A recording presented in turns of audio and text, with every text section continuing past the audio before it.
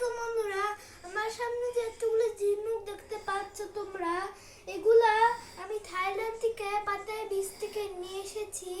এই পাতাই বীজ থেকে এগুলো সংগ্রহ করে আমি হোটেলে গেছিলাম।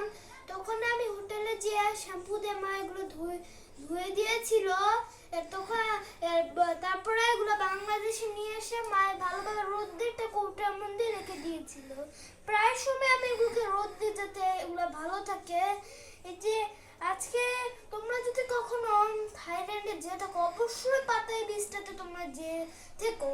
কেন? তোমরা পাতাই বীজটাতে অনেক সুন্দর, পাতাই বীজটা আর অনেক কুদরতি জিনিস আছে। অবশ্যই তোমরা পাতাই বীজটা যেও। এখন আমি সর্বপ্রথম একটা ঝিনুক দিয়ে শুরু করিব। হলো এই ঝিনুকটা দিয়ে। এটা হলো একটা সুন্দর গোল আকৃতির একটা ঝিনুক। এখন এটা রেখে একটা ঝিনুক দেখাই। এটা হলো আরেকটা সুন্দর ঝিনুক। আল্লাহ, কত সুন্দর সুন্দর ঝিনুকগুলোকে বানাতে পারে। এটা ছোট্ট একটু উদাহরণ পেয়ে গেলাম আমি। এখানে একটা আনকমন একটা ঝিনুক আছে,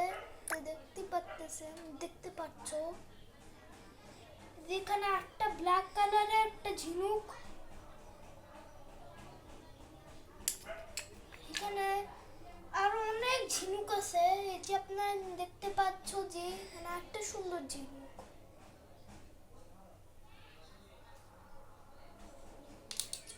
আর এখানে আরো অনেকগুলো ঝিনুক আছে। সেটার মধ্যে আমার এই ঝিনুকটা অনেক ভালো লেগেছিল। এখন এটা আমরা রেখে একটা ঝিনুকের কাছে যাই। এটা একটা ছোট্ট একটা পার্পল কালার ঝিনুক।